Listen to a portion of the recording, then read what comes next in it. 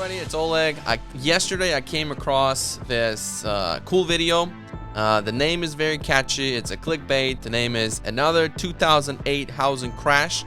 I want to watch it with you. I want to walk through what the guy is saying. The guy's name is Patrick Bet-David. I follow him for many years.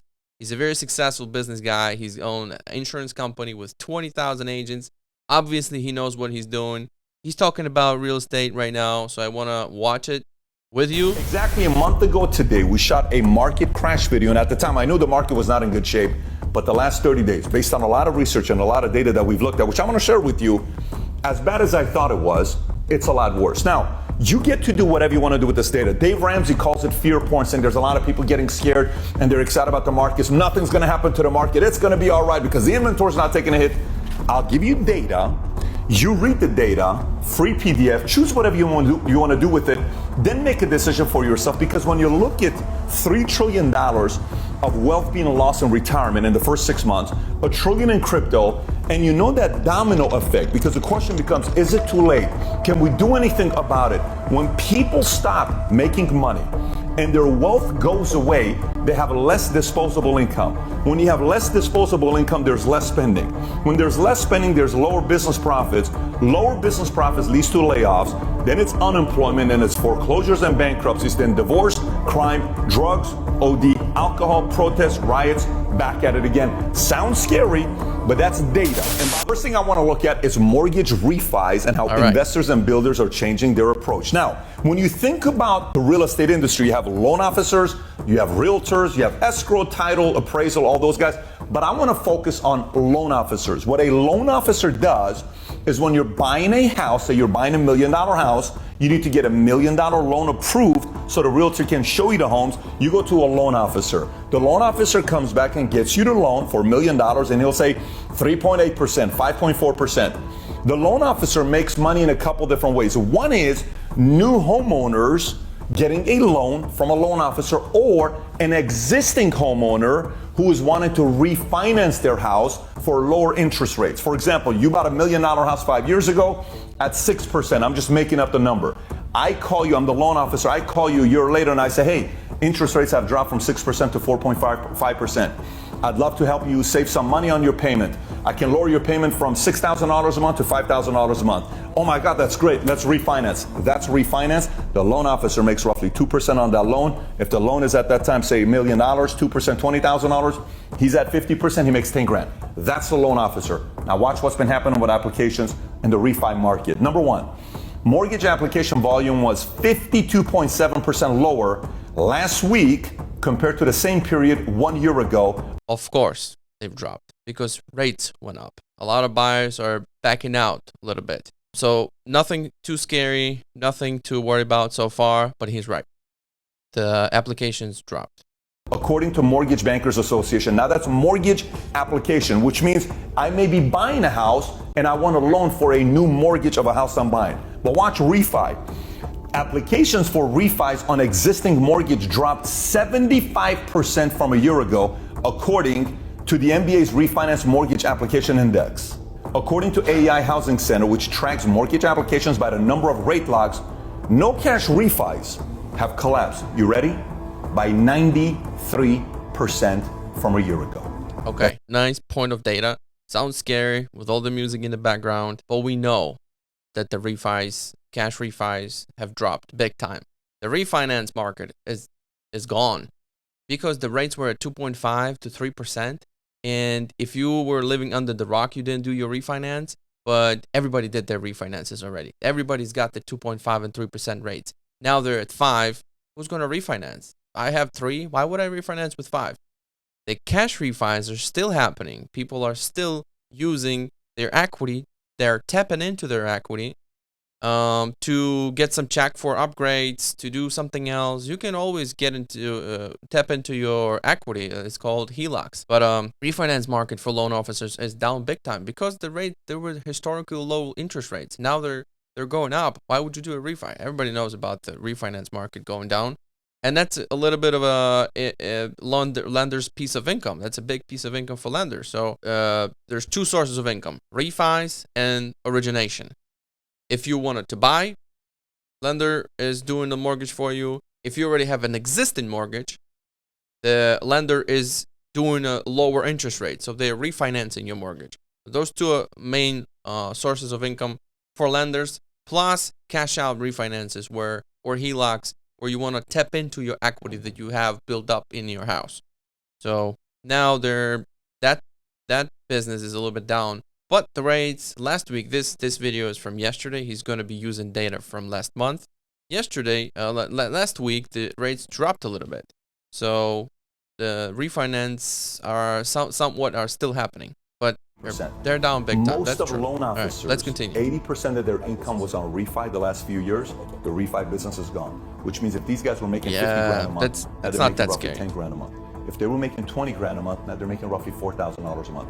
That's a very big difference. So now, if you're somebody that's saying, Pat, I'm not in the real estate world, I'm not good with math, what does this really mean with interest rates? Let me just simplify it for you.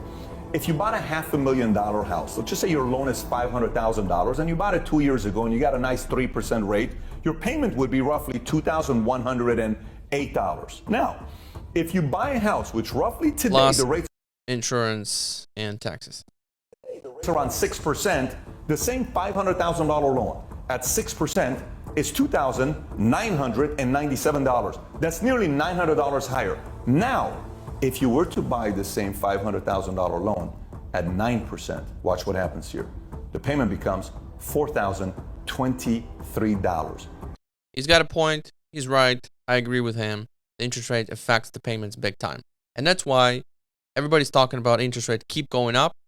And a lot of people are still in a hurry to buy a house because they expect the rates will go even higher. But the demand dropped big time. So far, I've crunched these numbers on Google Mortgage Calculator. He's right. The numbers change big time when the interest rates triple. He's going from 3 to 9 right away, and that's another $2,000 in your mortgage payments. That's a lot of money. It doubles in payment from 3%. Same loan amount, same house, everything's the same. One was 3%, it was $2,100 a month. The other one is 9%, it's $4,000 a month. How many Americans? This music in the background is making my nerves, you know. I'll tell you. I was watching this video, I was like, oh, am I missing something? And I did my research. I'm like, yeah, the music is, we got to put the music too. I'm going to show you some other data along with his data a little later on. And depending on where you look at, your data might sound and look different. But the same number, like let's say I have 1 apple and my friend has 3 apples. He has 300% more apples than me. So he's much richer. But it's only 1 and 3. You know, if we're talking 100 apples and 300 apples, that's a little bit bigger difference. But keep that in mind. Keep watching. $1,000 a month, not many. That's interest rates. So now some people in the real estate world, you may be watching the same, Pat, give me a break. It's not going to go to 9%. It's not going to go to 12%. It's not going to go to 15%. Okay, fair. Maybe you're right. But Musk said prepare, and I'm advising. This guy, by the way, this guy follows Musk like crazy. He's talking everything that he hears from Musk. So I like Musk too. Advising you to be prepared so you can persevere. So let's say, what if it goes to 9%? I agree. I think it can go higher than 10%. I think it's going to go to 10%. I think it may even go higher than 10%, but I think it's going to touch 10%. Let's take a look at the history of interest rates. If you look at this chart from 1970 till today it shows around 5.7% interest rate. If you go back a couple years, you'll see 3%, 2.8%. That was the period right there. Now, it's the lowest historical rates from 2020 to 2022. Historical. Look at the chart. There's nowhere near. They were nowhere near 2.5%, 3%. It's always about 5. You'll see it was at 5.8%. Here's the crazy thing. If you go back around 2008, 2007, and go all the way back from 1970 till around 2007, 2008, rates were never below 5.7%. If you gradually move back, you'll see it go to 6%, 7%, 8%, 9%, 10%, 11%. 18.5% during Jimmy Carter era. So you saw this. I'm giving you history. Point? Basically, I'm not selling you a loan. I'm not selling you to sell your house. I don't benefit from you doing anything with your house. I'm not in that business. I'm giving you I just stats. need more views. Here's a part you have to be very careful with. Go to 81 when Jimmy Carter was president and it was hyperinflation. Everybody was like, oh my gosh, what's going on? CD rates were at 14.5%. What did we do back then that caused rates to go this high versus today? What we did back then, was it as ugly as today? Was it a big pandemic back then? No.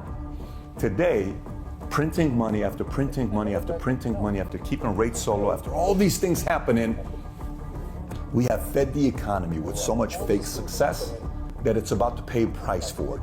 Meaning, be prepared that it could go that high, but definitely be prepared that it could touch 10%. And if it does, my example of $500,000 at 3.69%, you got to do the math. I agree. You got to be prepared. It might touch 9 to 10%. But let's see what he says, and I'm now going to show you some data. My example of $500,000 at 3.69%, you got to do the math at around 10%. Here's what this means. A $500,000 loan is probably going to be a $250,000 loan 5 years from right now at 9%, which means value of property could drop 30, 40, 50% in certain areas. Not saying it's going to happen. Okay, let's uncover. All right, I have a chart here pulled up. This is median sales price of household in the United States, history chart from 1960 to 2022. But first, let's see at the mortgage rates. So let's look at the 1960s, 1970s. Everything's about 7, 10, 12. You got 18.3% down to 13, 10. I'm talking about 1970. I should have looked at 1960 as well, but let's see max. Can I see max? Okay. Let's look at the 1970s to 1980s. This is interest rates going up big time. They're already at 7.5, going up to 12.9. Interesting, right? The rates are so high. So it's interesting what's going on with prices at that time. And that's what we're gonna do. We're gonna go back to 70s and look at prices. So we have $23,000 up to $90,000, $63,000. This is history. This is real data. So from 1970 to 1980s, interest rates went up from 7.5 to 12.9, and in the same time, prices went up from 23,000 to 63,000, almost triple. Nonsense. And he's saying that if the interest rates are going up to 9, the prices will go down 30, 40, 50%. And now he says, not saying it's going to happen. Just be prepared that disclaimer. Could. Now, when it comes down to builders, He's smart. He's covering himself because if in a couple of years nothing drops, he says, "I told you, I'm not saying. Just be prepared." But with the music and everything, it sounds like, and the title, another 2000 housing crash or wars question mark. You're not understanding it that it's just saying be prepared. You're kind of taking it as the crash is here. It's happening. Okay, let's watch. A recent article from Bloomberg said More data. the following data. Builders are slashing their prices on new homes at an unbelievable rate as the market cools and prices drop at the fastest pace, ready, since 2006. Austin, Texas, Nashville new construction offering with price cuts has quadrupled from a year earlier. Phoenix tripled, Tampa region doubled. So now I want you to take a look at this. Those markets are super, super, super, super hot. They were for the last couple of years. They're over saturated. There's too much demand. Those markets have to cool down. And to kind of explain to you why this matters so much when it comes down to builders. You're seeing this chart that says 1 million homes, and at the top it says single family building backlog. Look at the difference with the blue, which is single family homes under construction, permitted, skyrocketing, that's inventory, and the orange is mortgage purchase demand. This is from U.S. Census Bureau. So if we have more builders are building areas that is not bought by anybody, but mortgage is dropping, that's when inventory goes up. When inventory goes up, prices goes down. This is not a good sign to look at when it comes down to value of homes staying stable. So, all right, I'm going to show you another piece of data right here. I opened it up. This is regarding new construction, primarily and only new construction. New houses sold 696,000. New houses for sale 444,000. Okay, let that thing sink in for a little bit. Median sales price is 449. Whatever. This is July 26th data. Now, at the very bottom of this screenshot, it says it represents a supply of 7.7 months at the current sales rate. If this sales rate continues, this is 7.7 months supply, which is a very healthy market. You want to be at the 6 months. This is 7.7. There's a little bit more supply than there is purchases and demand. If the rate drops, the supply is going to go up. That's right. The prices might come down. But if you're in the real estate industry, you understand that the prices in some of the areas will certainly come down. And they might come down everywhere, 5% roughly around that number. But the way he's describing, he's saying it's 30 to 40%, which is, it's not supported by any data. And if you look at the price history chart, that where I just pulled up about the 70s and 80s, you see some dips. There are dips. There are price dips here, but they're temporary. In the long term, in the long run, if you look at the 10 years or 20 years, it tripled. So let's continue. The next thing to take a look at is active listings, which Dave Ramsey, who said, actually, yeah, Dave Ramsey says nothing's going to happen. There's not enough homes. There's too many buyers. He's bullish on that. He's saying that right now is the best time to buy a property in the next 5 years. That's his statement. He's going against him. With this fear porn, all this stuff that he says, it's just not a big deal. Maybe a little bit. It's not going to happen. Nothing over 5 years, which, by the way, 5 years, he may be right that nothing's really going to happen over 5 years, but we're talking today. Okay, we're talking today when, hey, I want to buy a house right now. You may want to wait another year till you buy a house.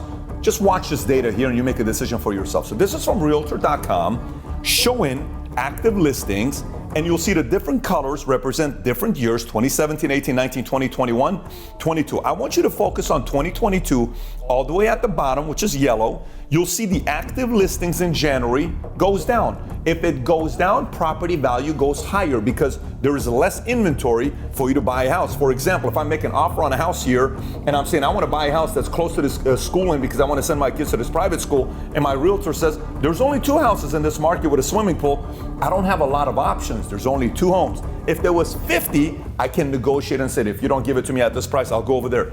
But if it's only 2, they're going to get 50 offers because 50 people are fighting to get that one house. The seller's in charge. But if listing was 50, the buyer is in charge. Make sense? So look at the numbers. January to February, inventory goes down. This is good for sellers. February to March, pretty much unchanged. Good for sellers. March to April goes up a little bit, better for buyers. Look at April to May, goes up. Look at May to June, goes up 18.7%. Now, that's only 2 months. If this chart, the number to follow is this one, it's very important. If the active listing keeps going higher and higher and higher. Okay, I'm going to stop there. Of course, the active listings are going higher because now it takes longer to sell the property. That's why the number of active listings is higher, because the active listing is the one that was listed last week, 2 weeks ago, and a month ago. Homes are not selling it within 6 hours and 1 day. Homes are now sitting a little bit longer in the market. This is a healthy market. It takes 30 to 60 days to find a buyer, 30 to 60 days to close the transaction. So, and also, there's also a fear in head of the sellers. Let's say the interest rates go up and the property comes down in value. So I better put it on the market right now because, tomorrow is going to be cheaper. So, but it's still not enough. It's 18.7% over same time last year, which is normal because the rates went up. But it's not that it's so much that the prices are crashing. It's still not enough. It's still far from where we need to be. And builders have a bunch of place that's not occupied, and that goes higher and higher and higher. And the amount of mortgage applications goes lower and lower and lower. You don't need to be a genius to know. You have to drop the value of your house to sell it. It's just what's going to happen. That's pure basic economy, supply and demand. This is why one of the most important data to look at is active listing. That tells a story. I agree. Active listings is the supply. If there's too much, the prices will come down.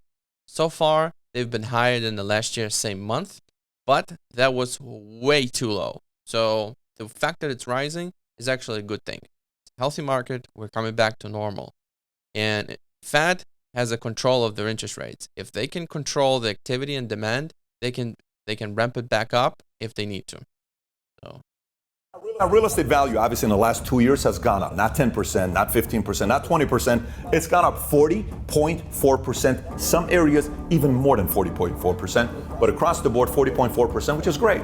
It's gone up. So people. This video is a little long, but I want you to watch it still because he's talking about foreclosures, and I have a lot of data about foreclosure. So keep watching.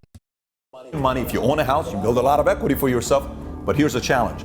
If that's going up, what else has gone up? Construction's gone up, steel's gone up, materials gone up, energy's gone up, furniture's gone up, concrete's gone up, transportation's gone up, softwood lumber's gone up, price of freight has gone up 26%. Price of deep sea transportation freight is up 35%. It actually came down already. So that's all good for the economy. But what happens now when inventory goes up and people are no longer buying at the pace that they were? What's going to happen to that 40.4%? Could it go back down to zero?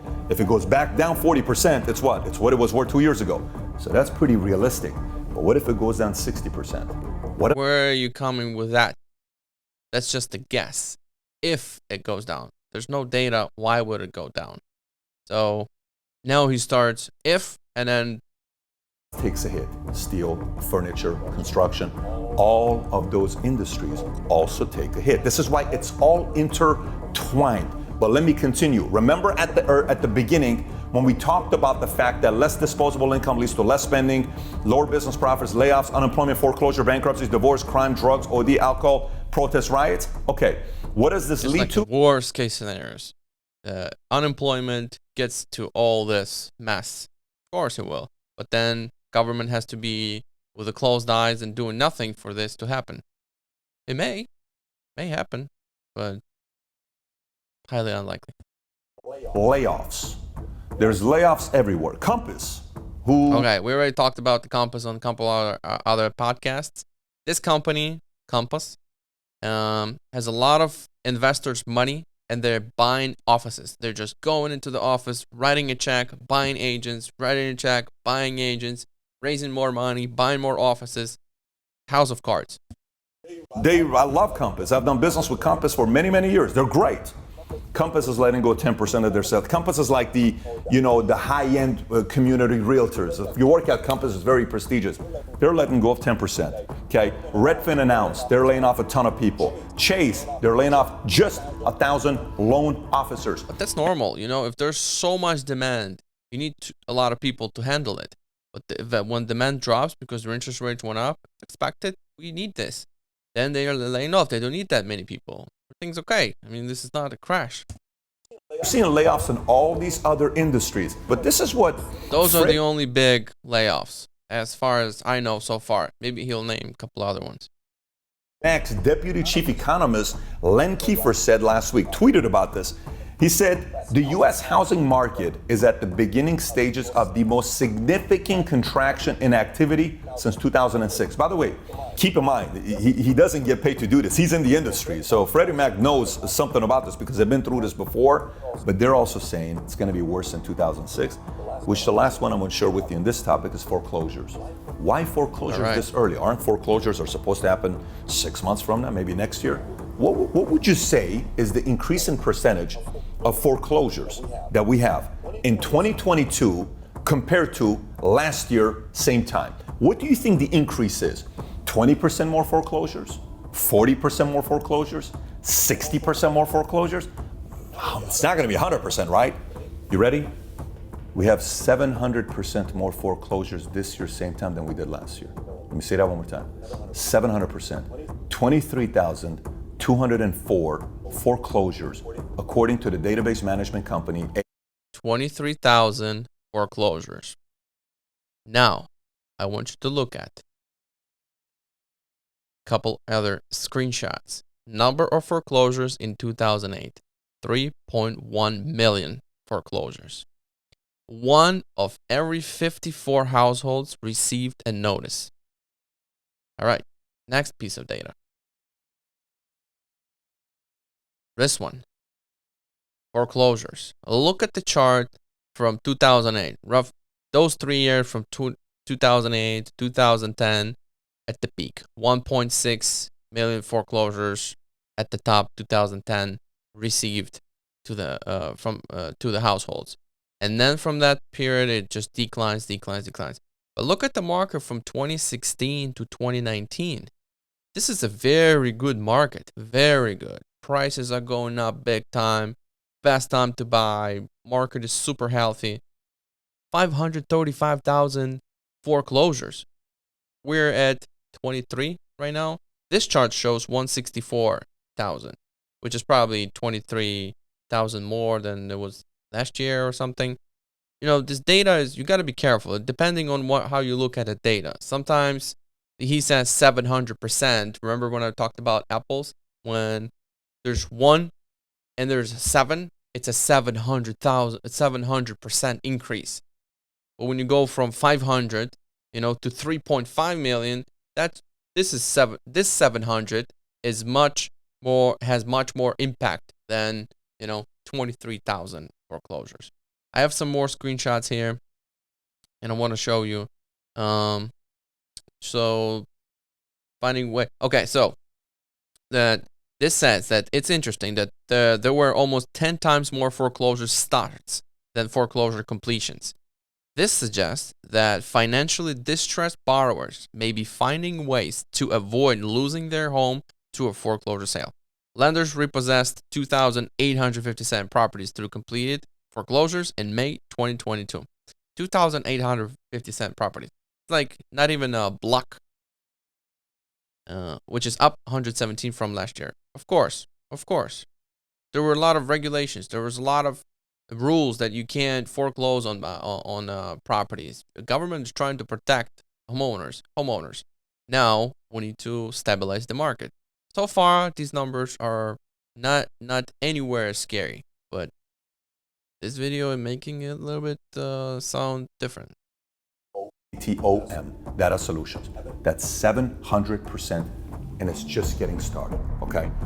These are the kind of things when you watch Big Short, did you notice how cocky and arrogant everybody was? By the way, you gotta watch that video if you haven't watched it. Big Short. Good movie. The guy who predicted the crash is Michael Burry. If you don't know the guy, follow him. Look what he's saying. Right now he's talking about stocks and companies' valuation, and the bonds entering the market and stocks being cheap, how prices of companies are dropping, layoffs and all that. And we seeing that in the stock market, but right now we're talking about housing. Listen, you're crazy. WAMU going out, and it never happened. WAMU was a 300 AIG auction. Merrill Lynch, Countrywide, New Century. You're out of your mind. That'll never happen. I agree. You got to look at things, not just knowing one side of a coin. You got to look from the other perspective as well, just to protect yourself that you don't have a blind spots. But that's what I'm trying to do. And as soon as I see something, I'm going to deliver it to you straight away. And then everybody said, right away. Holy shit, it's happening.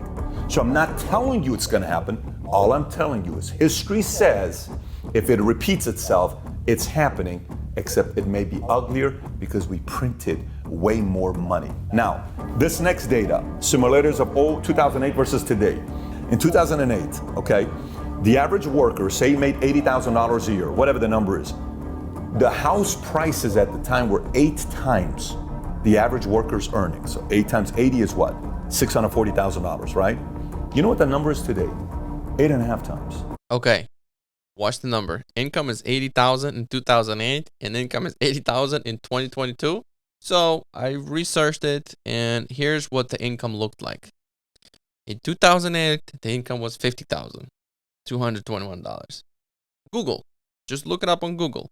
In 2022, the average income is, it says here 63,000. Real wages averaged 67,000, and average household income averaged 87. 200,000. So it's a big difference from 50 to 87. And he's saying there was 80 and 80. Another article, foreclosure activity increases just slightly in May, signaling a steady climb back to normal. All right, let's continue. So if in 2008 was 8 times, the average American's data is a little bit messed up. I can't afford to buy that big of a house. What are you talking about? It's 8 times my income. It's crazy. Don't worry. It's 8.5 today. Okay. Which means it's worse than what it was in 08. Which means what? It's got to come back down to around 3 or 4 times, which is the number. Okay. It's either income's going to go up, which it ain't going to go up because there's layoffs, or the price of real estate's going to come down. So again, if you're watching fear porn like Dave Ramsey says, I'm giving you stats. Go chop these data up and say it's a bunch of crock or whatever, but give your argument. This is data telling you 8.5 times today versus what it was in 2008. So everything we talked about so far is real estate related, right? It's all tied to real estate. But what about crypto? All these people that became crypto millionaires, 80. All right, so now he's done with the housing. He's talking about crypto, stocks, and everything else. I agree. Crypto's dropping. Prices of Rolexes are dropping. A lot of assets are dropping. The interest rate, stocks are dropping because the government is putting bonds back into the market, which is a lot of supply of investment opportunities, bonds and stocks. Stocks are dropping. Valuation of companies are dropping. Elon Musk pulling money. He's selling his Bitcoin and all that. He follows Elon Musk too much. So everything is dropping there. Prices of assets are dropping. And everybody who's saying that thinks that the housing is dropping, which it might, but it looks like it's just going to drop a little bit. If the interest rates go up to 10, I think personally, my own opinion, I think they will be around 10. But looking back at the history chart from 70s to 80s, when the interest rates were over 12%, the prices of homes kept rising. That's a big data. Look it up on Google. You just put median sales price of house sold history chart, or just put house prices history chart. Just put that on Google. And interest rate history chart. Put these things in Google. And we'll put some screenshots here on a screen. And look it up for yourself. Just pick your periods, put 2 screens side to side, pick your 2 periods, or print it out and look. Where did the prices come? What happened? You'll see that the biggest drop is the only drop that has been in the history of the United States. It's the 2008 price drops, and prices of houses dropped big time. So this channel is very valuable. I've been watching it for many years. I like the guy. I like the content. Here, I think he is just a little bit. It's not his field. But it's good to watch all these data points and looking at the foreclosure rates, 23,000 versus 3.1 million. It's far from being anywhere. Look at the auctions, auction.com, hoopzoo.com, xom.com. Look at how many auctions is there. It's nothing. Look up your local market. There's nothing so far, but we keep watching. We have to stay on top of everything that's going on in the market. We'll find out where we're going, and I'll keep you updated from my side. Future looks bright. Guys, thanks so much for watching. Hope to hear from you soon.